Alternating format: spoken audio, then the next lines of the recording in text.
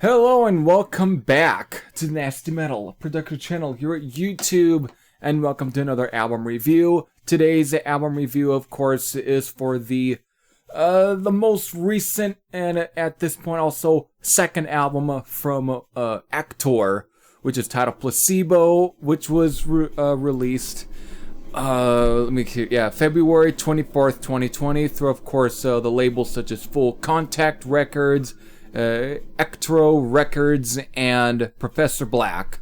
Now, if you're not familiar with Aktor, this of course is one of Chris Black's other bands. This is one of his other projects. Chris Black is of course best known for bands like Dawnbringer and of course High Spirits, which I have reviewed a High Spirits album once on this channel very many years ago, 2016 to be exact. What was ever the album that was released that year was the High Spirits album I had reviewed. But this will be the first time for me reviewing a Aktor album. So, again, I should also go in a little backstory. Chris Black, of course, formed Aktor back in 2013, of course, that consists with two members.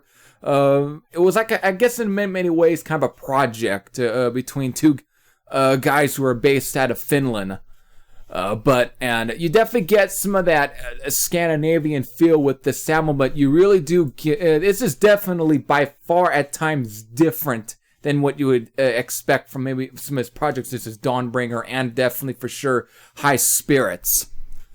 So without further ado, let me just get into the actual album right here. So Placebo, which again follows up 2015's Paranoia, and of course it even follows up the 2013 debut single, which is I Am the Psychic Wars, which to me that definitely kind of gives another hint on certain influences that you definitely see with Aktor here. So going through little snippets of some of the previous album, which I never checked out the first Aktor album, Paranoia, so I wasn't completely familiar, but listening to this album and then listening to snippets, there's definitely a lot of difference here. I mean, of course, the whole themes of the album, if it isn't much of an indicator from the album artwork, then you really, a lot of or at least even the title of the album is going to fall flat on your head. This definitely does have more, it takes more drug as far as the themes for this album definitely involves a lot of like drugs and so on, but in more in different ways, like something that you would almost expect, I wouldn't say maybe so much from a progressive or a psychedelic band, but more so from a real, almost paranoid standpoint.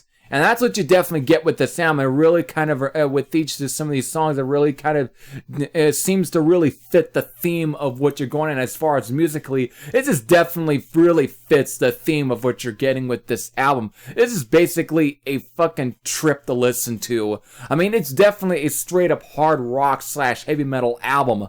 But my God, at least from the opening track, Bad Mirror, to the very last song, Clean Machine, this is just a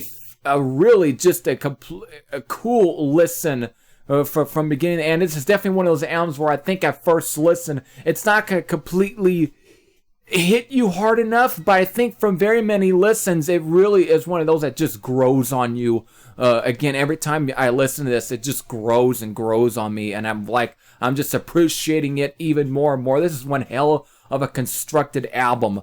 As far as to give you an idea of musically, if you were familiar with the album Paranoia, you still get some of that feel on this album, but it's a lot more darker here and a little heavier in some aspects, which definitely, again, it just fits the theme of what you're getting with this album.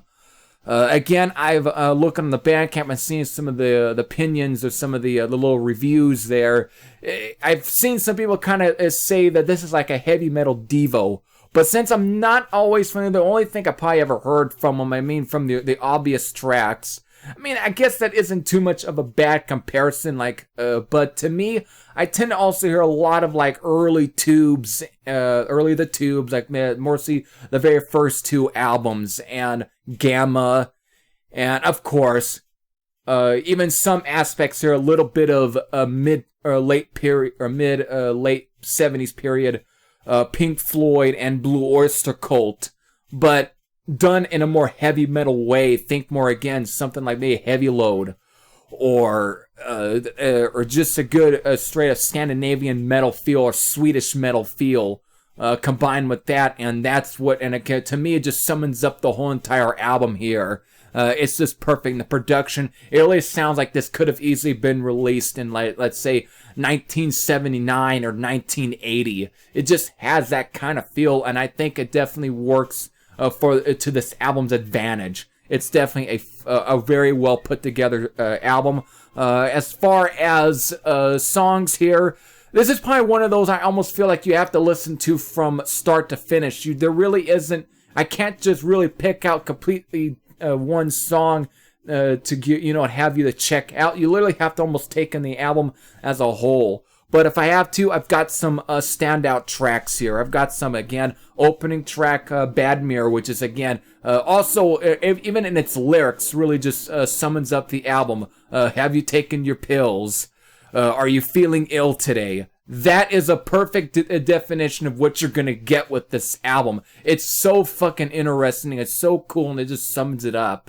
Then, of course, other standout tracks from it will be Astronaut, which is a dark and moody, heavy, atmospheric trip. That's the best way I actually can sum up the song. It's got a heavy feel, but again, it just has some cool stuff to it. You and Me is another perfect, good one here. It's still a little, again, has a melodic feel, very progressive almost in places, but it still has, has a lot of that upbeat feel, but done it in a way that is still fits the theme of this album. So it's another standout track for me. Seeing Rocks in the Sky is another standout favorite for me. Again, this has a lot of that great, when I talk about comparisons between Pink Floyd and Blue Oyster Cult, this song here combines a lot of that, because it kind of starts out, again, with a Pink Floyd feel to it, but then ends up turning into this kind of cool Blue Oyster Cult kind of track. And again, it's a real good balance between the two. It's got that progressive, dark, ambient feel that you probably definitely get from at least maybe Animals era or Wish You Were Here era Pink Floyd, but a bit of that sort of like Cultosaurus Erectus and Fire of Unknown Origin era Blue Oyster Cult there, and it's really cool. That's the way I could best sum it up. But again, even with a bit of that Swedish metal tinge and stuff to it, that just gives it that heaviness to it and coolness and coldness. It's a fucking great track. And of course, the album closer, Clean Machine, which is, again, what you expect from Chris Black. This is definitely something that even probably wouldn't be too far off from High Spirits. It's great, upbeat, heavy rocker, and ends the album perfectly. So, again, 9 songs here, clocking at 38 minutes and 49 seconds. My rating, it's a 9.95 out of 10. This is one, at first, I didn't know whether or not if I wanted to give it a higher score, but again, after very couple of listens, this album, it just became more easier for me to really get into, and I just appreciate it more and more. This is definitely a very good album. Whether or not if I can say this is probably the best album from Aktor is really something. This is one of those you have to really judge for yourself. Me, I gave it a rating because of how much I kind of like this, but this is one of those you really have to kind of judge for yourself if whether or not you think this is whether or not better or good than the two Aktor albums here. But as far as Chris Black's stuff here, as far as when it comes to his creativity, again, this is another. This guy has a lot of creative stuff to him. He is definitely. I mean, before guys like Trevor William Church, this guy was before that. This guy was definitely the one, the guy that the most. I guess in the best way is a workhorse. This guy definitely one of those. I almost feel like if he ever had any sleep, because it just seems to be one that always very different projects. He always does a lot of, and again, I got to give a lot of respect and a lot of kudos to that. This guy definitely has just a great mind within the hard rock and heavy metal genre to this day, and definitely someone that definitely deserves a lot of respect. So with that, I hope y'all enjoyed. If you have checked out this album, again, this album was released back in February 24th, through, of course, both vinyl, CD, digitally. Let me know if you had listened to it, let me know what you thought. But if you haven't, again, this is one of those I definitely recommend checking out if you're if you want to kind of check out something that's still within your genre range, but has at least something that is at least different to your palate in some way. So with that, I hope y'all enjoyed. With this, every Thrash Eyed Sam out, and I'll see you all later. Take care, everyone.